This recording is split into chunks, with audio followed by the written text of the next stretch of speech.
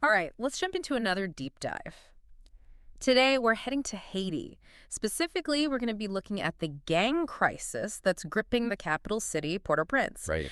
And we're using a recent report from France, 24 English. It's a video report that takes us right into the streets, gives us, some really powerful firsthand accounts of what's happening there.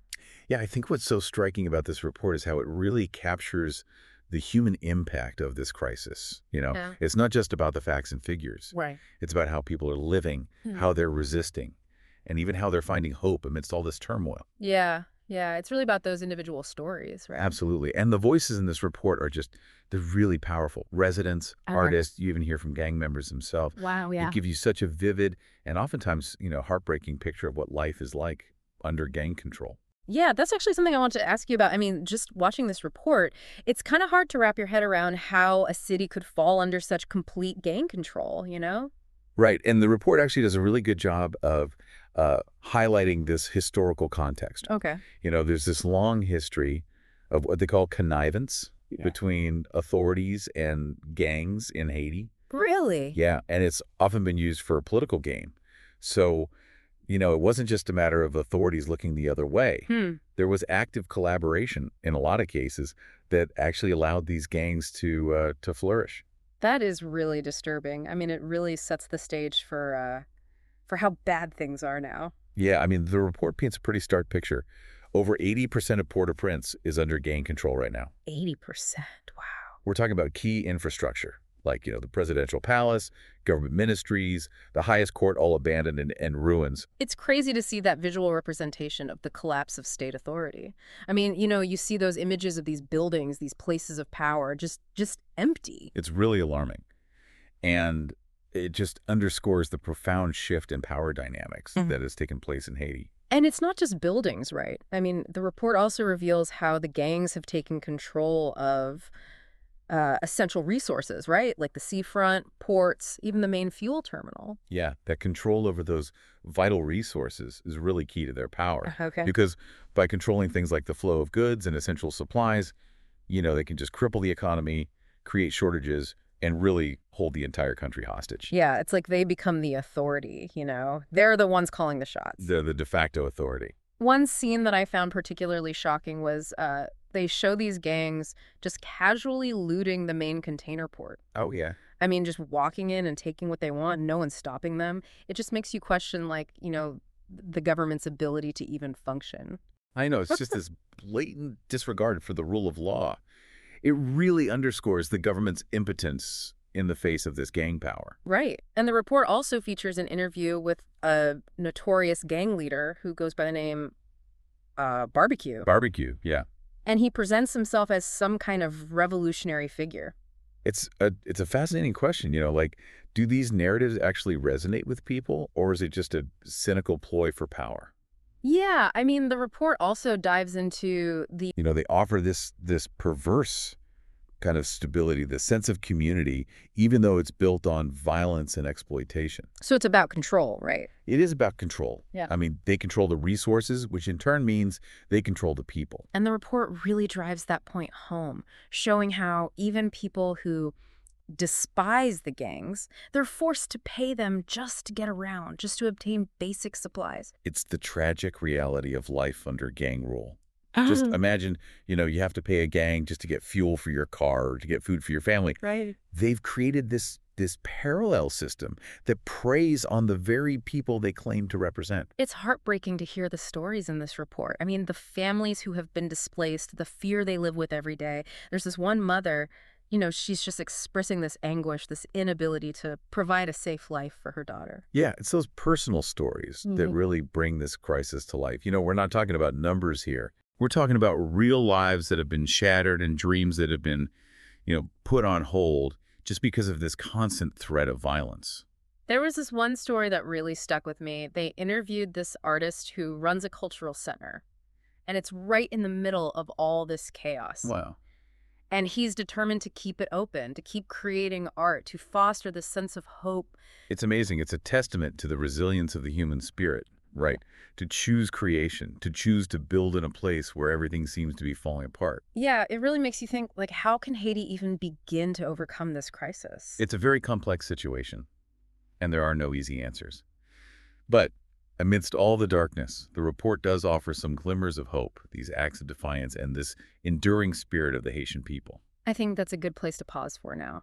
We're going to dive deeper into those stories of hope and resilience in the next part of our deep dive. We just talked about those glimmers of hope.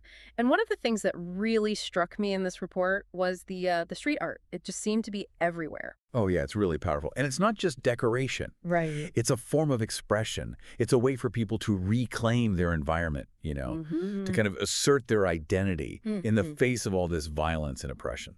Yeah, there's this one scene, I think it's a resident, and he's pointing to all the writing and the art, on the buses and the buildings, and he says, maybe that's how we express our resilience. It's a great quote. Yeah, and it really got me thinking about how art can be this source of strength in such a tough environment. Yeah, absolutely. Art can provide an outlet for emotions, Yeah. a way to process trauma, Yeah. and even just a way to connect with others, Yeah. In a place where so much has been taken away, art offers this space for hope and healing. I also noticed that the report showed people taking to the streets in these massive protests. Right. And it kind of seemed like a direct challenge to the gang's power. But then the report also hints that some of these protests might actually be orchestrated by the gangs themselves. Yeah, that's a really crucial point. It highlights the complexity of the situation. On the surface, you see people rising up against the gangs, demanding change. Right.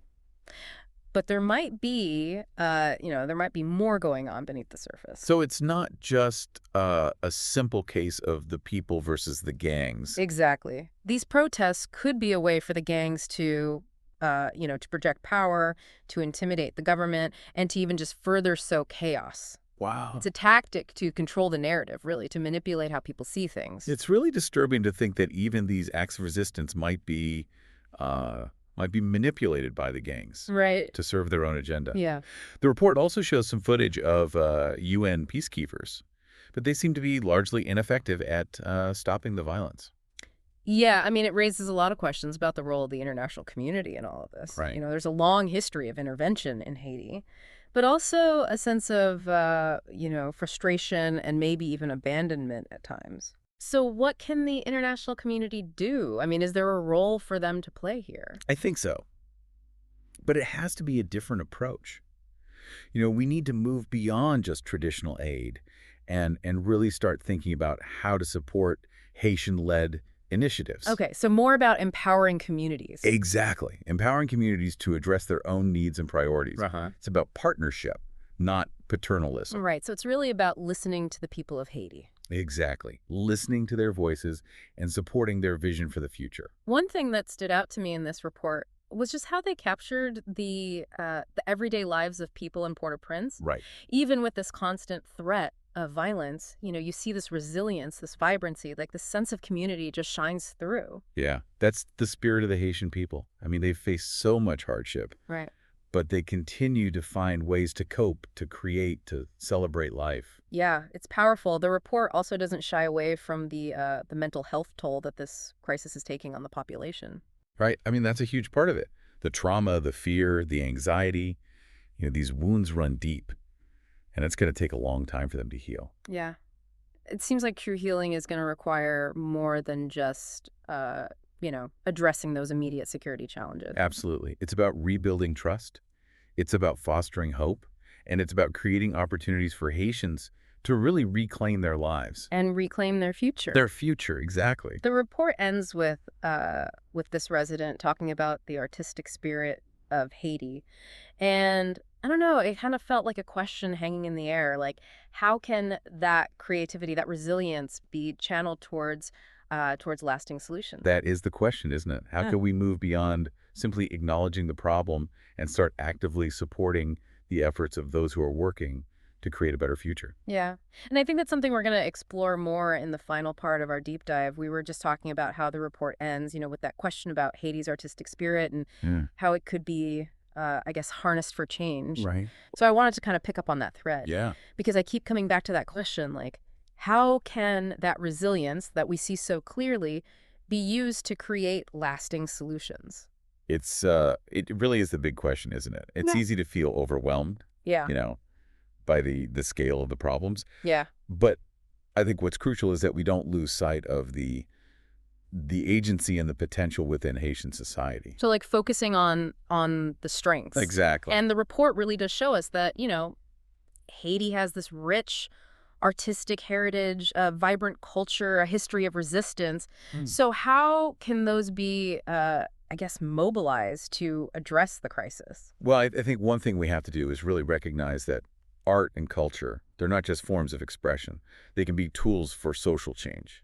Okay. They could be used to foster dialogue, build community, and even empower people to challenge injustice. Yeah, and we see that in the report, right? Like Yeah. that artist who we talked about, the one who wouldn't abandon his cultural center, Oh, yeah. even when it was dangerous. He's such a powerful example of how art can inspire and uplift, Yeah. even in the toughest of times. And even the street art we were discussing before, it's like a visual reminder of that resilience. Definitely. It's how people are taking back their public spaces. Yeah, it's a way of expressing hope for the future. And it seems like even with all the hardship, there's this strong sense of community and solidarity in Haiti. Oh, absolutely. Haitians have a long history of coming together to overcome adversity. Right. We saw it after the earthquake, Yeah. back in 2010. Hmm. And you see it now in the everyday acts of courage and kindness and mutual support. Yeah. So how can we, I guess, tap into that to create change? Well, that's where the international community comes in, Yeah. right? Like, what can be done to support Haitians Yeah. in their efforts to build a more stable society? Right, because the report does touch on that. Yeah, and I think the key is to move beyond the traditional model of aid. Mm. The kind that focuses on just short-term solutions and can sometimes create more dependency. Right, because we don't want to just create a Band-Aid solution. Exactly. We need to support Haitian-led initiatives. So initiatives that are actually coming from within the community. Yes, initiatives that empower communities to address their own needs. Okay, so it's about listening to what people in Haiti are saying they need. Exactly. It's about partnership, not paternalism. And I think that's a really important distinction to make. Absolutely. This whole deep dive has really been eye-opening. Yeah. I mean, it's clear that the situation in Haiti is complex. There's no easy answers. Definitely not. There's no magic bullet. But despite that, the report shows us that there's still hope. There is. There are people who are dedicating their lives to creating a better future for Haiti. Yeah, and I think that's a powerful message to end on. It is, and I hope our listeners feel inspired by that. I hope so too. Inspired to learn more and to engage with this issue and to support the incredible people who are working towards a more just and peaceful Haiti. Thanks for joining us on this deep dive. It's been really insightful. Thanks for having me. And to all our listeners, we encourage you to, keep exploring this issue and find ways to support the Haitian people in their struggle for a better future.